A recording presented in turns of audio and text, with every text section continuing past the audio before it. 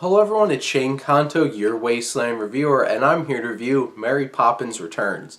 And back in the summer when I was making my top 10 most anticipated films for the rest of this year list, this was right at the top because I was so excited to see this Mary Poppins film, and I can admit, growing up, I watched that film so many times. I love Mary Poppins and I love Julie Andrews.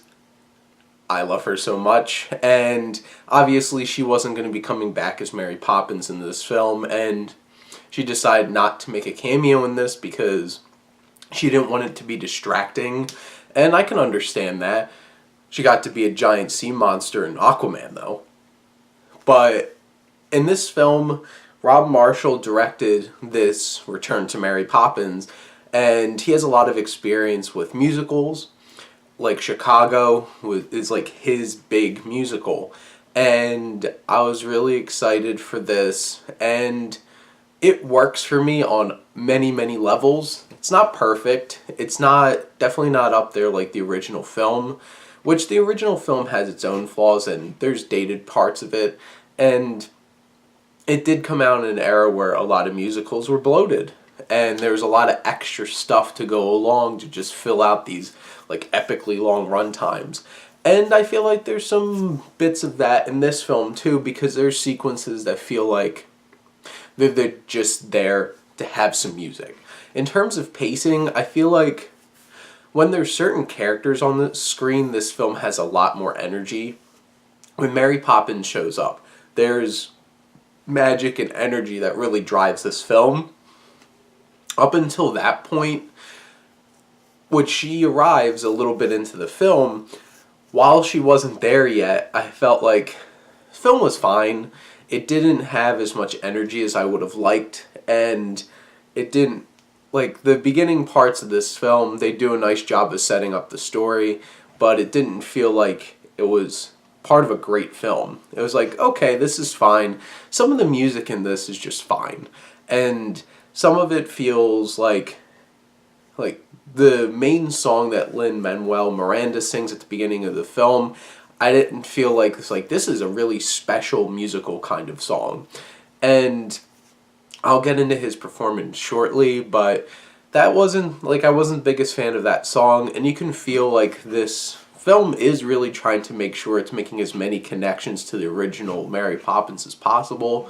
And in terms of the rest of how Rob Marshall handles this, there are some parts where there's a lot of energy, and I really appreciate it, and there's other parts where it's like, there could have been a little bit more, and I felt like that a couple times when I was watching the new Beauty and the Beast, where it's like, I felt like this could have felt like this is more energetic and has a little bit more magic to it in terms of the musicality of the film.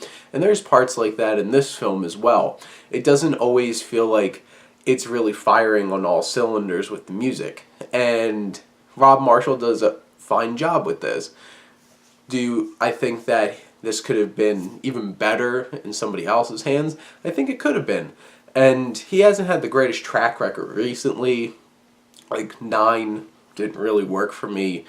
Really, there's a couple of songs that really work for me, but besides that, the music in this film, which obviously that's the big part of this, it's a famous musical, there's certain songs that I absolutely adore, and Emily Blunt sells them so much. I absolutely love her, and she's amazing. She is such a great Mary Poppins in this film. She brings such charm and charisma, and she just has screen presence. And she really sells the music, and she does a great job singing, and I absolutely loved her. She's like the shining light of this film, which makes sense. It's a Mary Poppins film, and you need Mary Poppins to do that. Lin-Manuel Miranda, when he's really in his element, his songs are great. There's a couple, the amazing animated sequence in this film is one of really the big standouts of this film, and there's a lot of great moments in it between Mary Poppins singing and him singing as well, and that really works, and that's one of the best parts of the film. And he really gets into his own and does this kind of quick talking proto kind of rap to it, and that's him, and he does a great job with that. Everyone complained about Dick Van Dyke's Cockney accent, and I guess they were trying to do an ode to that in this film with Lin-Manuel Miranda. I haven't heard as much backlash as like, this is an awful accent. It didn't really work for me.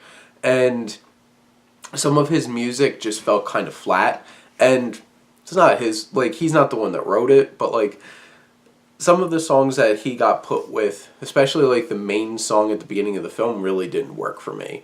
But what I could really say is the production design of this is beautiful, it's great, it's so well put together. The effects are great. You can tell that they put a lot of effort into the animation and to the CGI in this film.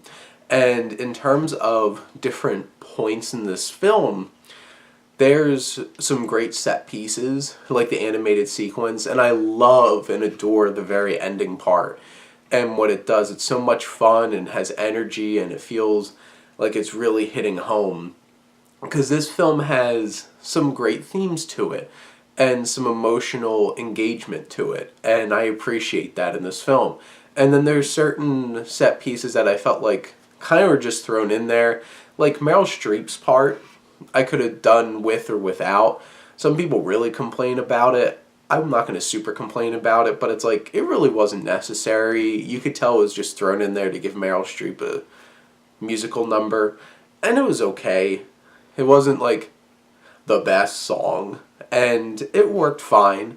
In terms of like visually how this film all comes together, it's really well shot, it's great, and it looks beautiful. So colorful and vibrant, and that's what this film needed.